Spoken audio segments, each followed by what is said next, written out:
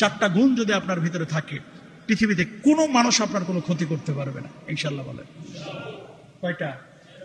পেছনের মানুষ বলেন কয়টা? চারটা গুণ আপনার ভিতরে আনতেই হবে। এটা কোথায় রয়েছে? মুসনাদে আহমদের হাদিস নাম্বার 6652।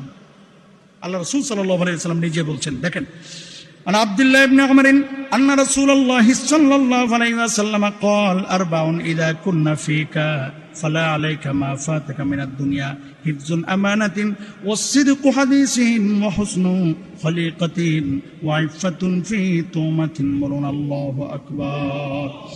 আল্লাহর নবী সাল্লাল্লাহু আলাইহি ওয়াসাল্লাম বলছেন, হযরত আব্দুল্লাহ ইবনে আমর ইবনে আস রাদিয়াল্লাহু তাআলা আনহু বর্ণনা করেছেন, যে ব্যক্তির মধ্যে চারটি গুণ বিদ্যমান, দুনিয়ার কোনো জিনিস তার কোনো জিনিস হতে বঞ্চিত হওয়া তার ক্ষতি করবে না।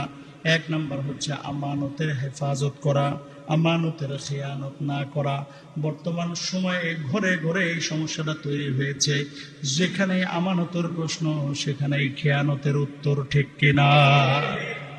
তাহলে আমানতের গুণ যদি থাকে, মানুষ ক্ষতি চাইলেও আপনার কেউ ক্ষতি করতে পারবে। দুই নাম্বার আল্লাহ নবী বললেন ওয়াসিদকু হাদিসিন, সত্য কথা বলা। আসিদকু ইউনজি ওয়াল কিযবু ইহলিক, যদি সদা সর্বদা সত্য কথা বলেন, সত্য আপনাকে মুক্তি দিবে। আর মিথ্যা, ওয়াল কিযবু ইহলিক, আপনারা ধ্বংস করবে।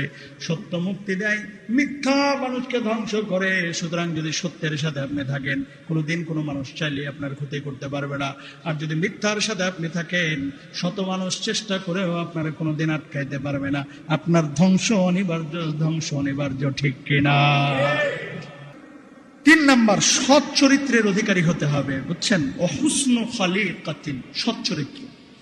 কথা বলবেন হাসি মুখে, আপনার কোনো আচরণে কোনো মানুষ যেন কষ্ট না পায়।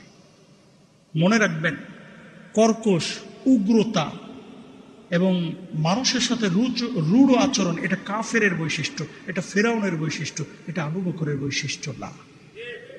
চার নাম্বার, খাবারের পবিত্রতা।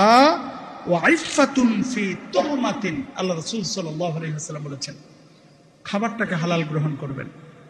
জাহাঙ্গীর কবির বলছে এটা না খাইতে, এই জন্য খান না। আর আল্লাহ যে বলছে হারাম কর, খাইস না, ওটা আর মনে থাকে না। কথা কন না কেন? জাহাঙ্গীর কবির বলছে যে এটা খাইন না, খাই না, লিভারে যদি আবার চর্বি জমে। আর আল্লাহ যে বলছে হারাম করে, এটা খাইলে তুই জাহান্নামে যাবে, ওটা দুনিয়ার বুঝছে। বুঝছেন? হারাম আমরা কেউ খাবো না, খাবারটারে পবিত্র রাখার চেষ্টা করবো। আল্লাহ তাআলা আমাদের সবাইকে তৌফিক দান করুন।